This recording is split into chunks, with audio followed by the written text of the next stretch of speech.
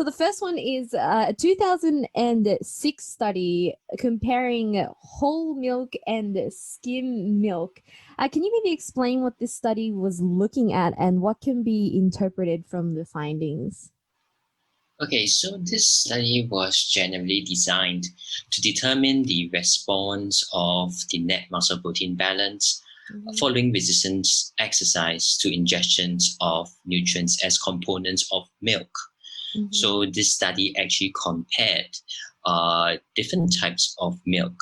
So we have 3 different groups, and the first group would consume the fat-free milk. The second group will consume whole milk. And the third group, it will consume fat-free milk that is isocaloric with the whole milk. So they actually have these 3 comparisons.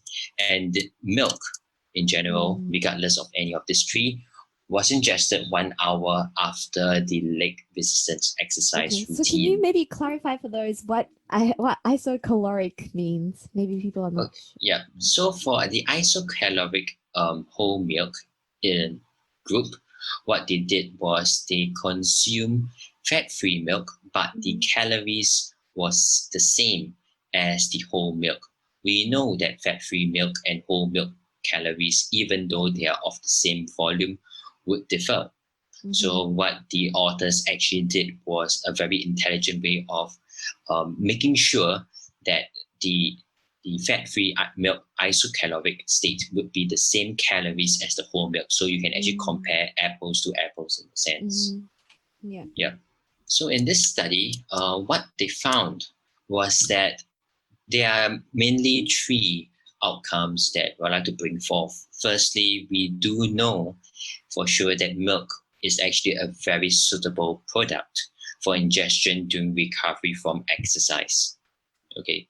The second takeaway message is that they found that some of the amino acids, specifically taurine or perhaps phenylalanine, okay, the uptake of these amino acids were actually greater for whole milk as compared to the fat-free milk.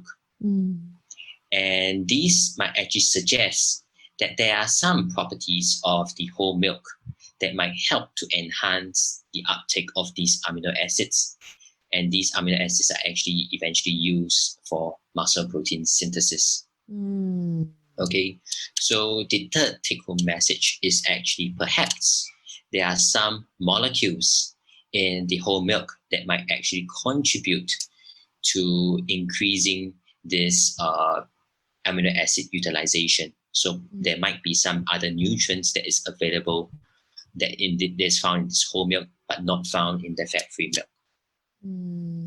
Okay, and I think that it's really interesting because a lot of trainees drink low-fat milk for maybe in their protein shakes or something like that in order to hold back their fat or calorie intake, but still try to get same benefits as whole milk in terms of protein.